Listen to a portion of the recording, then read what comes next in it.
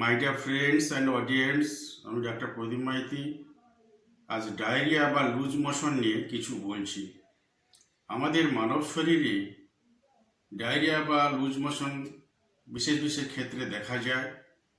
এটা ভাইরাস কিংবা ব্যাকটেরিয়া কিংবা প্রোটোজোয়াল ইনফেকশনে হতে পারে, অথবা ফুড পয়জনেও হতে পারে। যেসব ক্ষেত্রে দেখা যায় যে লুজ মোশন, পাতলা পায়খানা যেটা হচ্ছে, তার সঙ্গে যদি ভমিটিং বা বমি ভাব না থাকে, আপনারা প্রথমে যে জল শরীর থেকে বেরিয়ে যাচ্ছে, জলটা পূরণ করবেন। সেজন্য বিশুদ্ধ মিনারেলযুক্ত যে ড্রিঙ্কিং ওয়াটার বা পানি, বোতলজাত বিসলেরি বা কিনলে বা অন্যান্য যে কোম্পানির জলগুলি রয়েছে, সেগুলি আপনারা বারে বারে গ্রহণ করবেন। যদি লুজ মোশনের সঙ্গে বমি ভাব না থাকে, সেখানে আপনারা ওআরএস গ্রহণ করতে পারেন।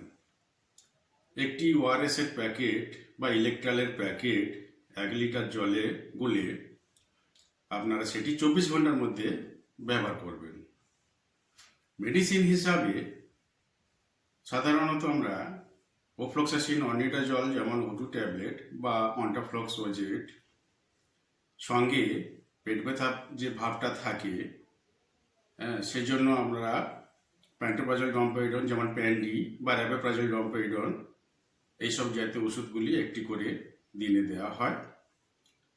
এবং যদি দেখা যায় যে লুজ মোশন বা পাতলা পায়খানা খুব বারে বারে হচ্ছে, জলের মতো হচ্ছে, সেখানে O2 tablet plus cefixime, ওতাট্যাক্সিম O200, এগুলো তো দেওয়াই হয়, সঙ্গে স্যালাইন দেওয়া হয়। এবং বিশেষ বিশেষ ক্ষেত্রে প্রয়োজন অনুযায়ী অ্যান্টিবায়োটিক ইনজেকশন, অ্যামিকাসিন অথবা সেপ্ট্রাকজন, এগুলি ব্যবহার করা হয়। অথবা ডাক্তারবাবুর পরামর্শ মতো আপনারা এগুলি গ্রহণ করবেন।